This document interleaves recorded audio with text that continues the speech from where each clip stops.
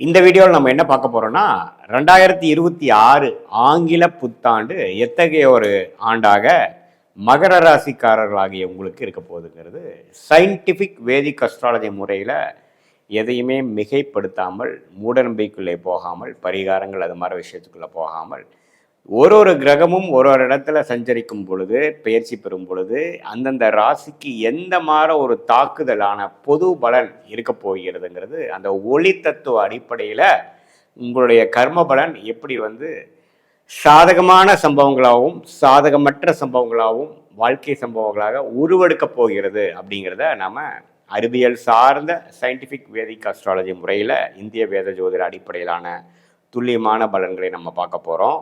இப்போ பாருங்க, மகர ராசிக்காரர்களுக்கு 2026 ஜனவரி மாதம் பிறக்கும் பொழுதே பாருங்க, குரு 6ஆம் இடத்திலேயே தான் இருக்கிறார். குரு 6ஆம் இடத்திலிருந்து அதோட 12ஆம் இடத்தை பார்க்கிறார். சனி 7 நாட் சனி முடிந்து விட்டதுங்கிறது தெரியும் மகர ராசிக்கு. 3ஆம் இடத்துல சனி இருக்கிறார்.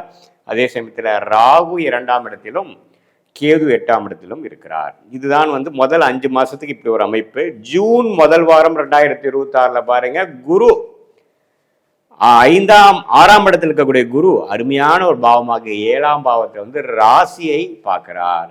உச்ச குருவாக பார்க்கிறார். கடகத்துல குரு உச்சம் பெறுகிறார். கடகத்துல குரு ஜூன் 1ஆம் தேதி, அதாவது கிட்டத்தட்ட முதல் வாரம் 2026 மகர ராசியை பார்த்து நிறைய திருமண விஷயத்துல தடைகள் இருக்கிறவங்களுக்கு பார்த்தீங்கன்னா குரு பலன் கொடுக்கிறார். வாழ்க்கையில சோர்ந்து போனவங்களுக்கு உற்சாகத்தை கொடுக்கக்கூடிய, தன்னம்பிக்கையை கொடுக்கக்கூடிய ஒரு ஆத்ம ஒளியை கொடுக்கிறார். ஸோ இது ஒரு அருமையான பலன். ஸோ முதல் 5 மாதம் ஒரு பலன், அடுத்த 7 மாதம் ஒரு பலனாக பிரித்து கூட இப்போ நம்ம பார்க்கலாம்.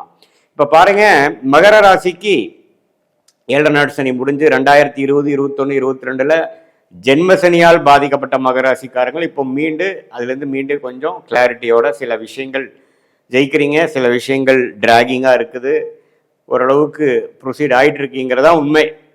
இப்போ கடந்த ஒரு வருடமாக 2024, 25 வாக்கில் பார்த்தீங்கன்னா 2025 முழுக்க குரு பாருங்க 6ஆம் இடத்துல இருந்து கைக்கு வந்தது எல்லாமே முதலீடுகளாக, சம்டைம்ஸ் சுப முதலீடுகளாக, சம்டைம்ஸ் தேவையற்ற முதலீடுகளாக, விரயங்களாக, கடன் கட்டுவதற்கும் வம்பு வழக்குகளுக்கும் உடல் உபாதைகளுக்கும் தேவையற்ற செலவுகளாக போயிட்டு இருந்தது. இது மே மாதம் வரைக்குமே கொஞ்சம் ஒரு மாதிரி அமைப்பு தான்.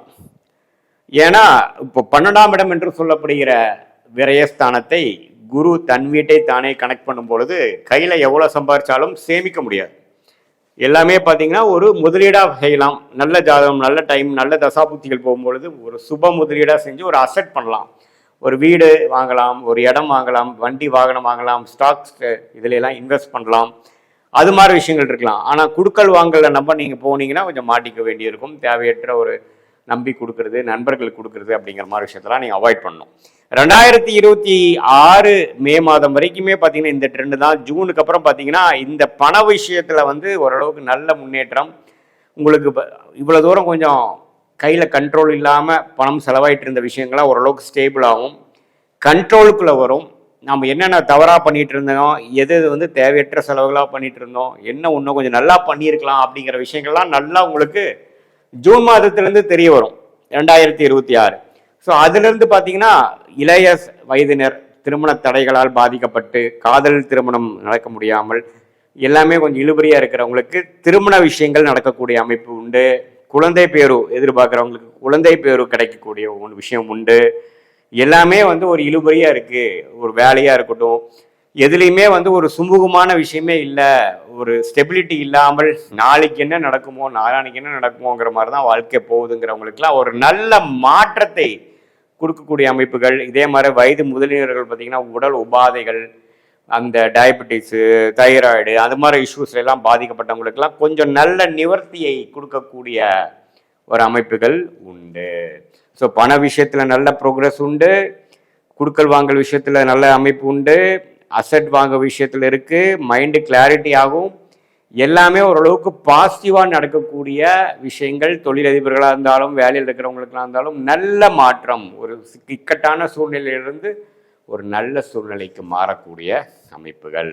இந்த உச்ச குருவின் பார்வை 3ஆம் இடம் ராசி 11ஆம் இடத்தை பார்ப்பதனால் இதுவரை நம்ம என்ன பண்ணிட்டு இருக்கோம், ஒரே அலைச்சலாக இருக்கோம், ஒரு இடத்துல இருக்க முடியல, பண விஷயத்தில் நம்ம நினச்ச மாதிரி இல்லை, குடும்ப விஷயத்தில் நம்ம நினச்ச மாதிரி இல்லை, உடல் உபாதைகளும் சரியில்லை, இது மாதிரி நம்மளை போட்டு படுத்து எடுக்குதுங்கிற மாதிரி விஷயங்கள் போயிட்டு இருந்தவங்களுக்குலாம் எல்லாமே கொஞ்சம் கண்ட்ரோலுக்குள்ளே வந்து நாம் நினைக்கிற மாதிரி வாழ்க்கையை செலுத்தக்கூடிய அமைப்பை கொடுக்கக்கூடிய அமைப்பாக வருவது தான் இந்த குரு பயிற்சி. அதே சமயத்தில் ராகு 2ஆம் இடத்துலேருந்து குரு பார்வை இதுவரை பெற்றிருந்தவர் குரு பயிற்சி ஆனதுக்கப்புறம் ராகுவின் பார்வை இருக்குது. அதனால் என்ன ஆகும், கொஞ்சம் பணம் டைட்டாகவும் அது மாதிரி விஷயங்கள்லாம் இருக்குது. பட் இருந்தாலும் அது ஒரு பாசிட்டிவான விஷயத்துக்காகவும், அப்போ இருந்தால் நீங்கள் உண்மையிலேயே ரூபா தேவையான விஷயத்துக்கு மட்டும் செலவு பண்ணுறீங்க, அனாவசிய செலவுகளை குறைக்கிறீங்க, கடனை அடைப்பதற்கு என்ன வழின்னு பார்க்க ஆரம்பிச்சிட்டீங்க அப்படிங்கிற மாதிரி விஷயம் இருக்குது. வெளிநாடு வெளிமாநில பிராணங்கள் உண்டு. ஸ்டாக் மார்க்கெட் இன்வெஸ்ட்மெண்ட் லைனில் இருக்கிறவங்களுக்கெல்லாம் ஓரளவுக்கு ப்ரொசீட் பண்ணக்கூடிய அமைப்புகள், நல்லா ஓரளவுக்கு ப்ராஃபிட் வரக்கூடிய அமைப்புகள் எல்லாமே உண்டு.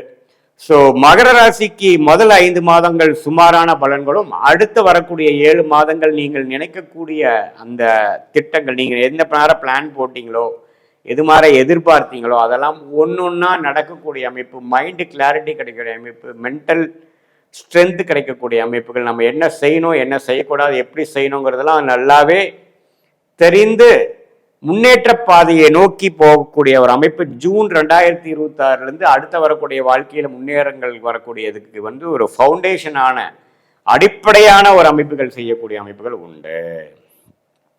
இப்போ பார்த்தீங்கன்னா இது வந்து ஒரு பொதுவான ஒரு கோச்சார அடிப்படையில் ராகு கேது சனி குருவை வைத்து நம்ம சொல்லக்கூடிய ஒரு அமைப்பை ஒழிய, உங்களுடைய பிறந்த தேதி பிறந்த நேரம் பிறந்த ஊரில் என்ன மாதிரி ஜாதகம் வருது, திருக்கணிதத்தில் என்ன தசாபுக்தியில் போய் கொண்டு இருக்கிறது, நீங்கள் என்ன லக்னத்தில் பிறந்தீங்க, லக்னாதிபதி எப்படி இருக்கிறார், எந்தெந்த 9 கிரகம் 12 கட்டத்தில் 27 நட்சத்திரத்தில் எப்படி படர்ந்து இருக்கிறார்கள், எப்படி விரிந்து அமைப்போடு இருக்கிறார்கள் எல்லாம் பார்க்கும் பொழுது உண்மையே துல்லியமான பலன்கள் நீங்கள் இப்போ நம்ம பேசுகிற இந்த கோச்சார் அமைப்போடு சேர்த்து வச்சு பார்க்கும் பொழுது அடுத்த வரக்கூடிய காலகட்டங்கள் ஷார்ட் டேர்ம் எப்படி இருக்குது, அடுத்த வரக்கூடிய 1 வருடம் 2 வருடம் லாங் டேர்ம் எப்படி இருக்குது, என்ன மாதிரி முடிவுகள் எடுப்பது நல்லது, எந்த நேரத்தில் எடுப்பது நல்லது, நமக்கு என்னென்ன பிராப்தங்கள் காத்திருக்கிறது, எந்தெந்த பிராப்தங்கள் நமக்கு இல்லை அப்படிங்கிற மாதிரி விஷயங்களும், உங்களுடைய லக்கி ஃபீல்டு என்ன, லக்கியான டைம்லைன்ஸ் என்ன, எப்போ நம்ம வேகமாக போகணும், எப்போ வந்து நம்ம அடக்கி வாசிக்கணும், எப்போ வேலை மாறலாம், எப்போ இருக்கிறதையே பொறுத்து இருந்துக்கலாம்,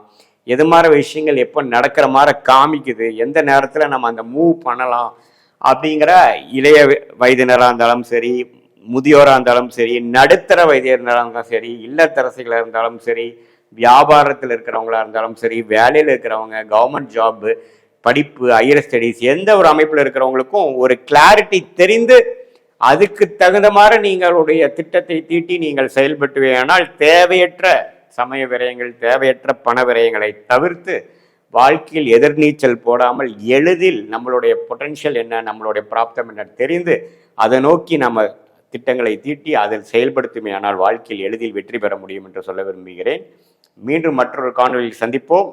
நன்றி, வணக்கம்.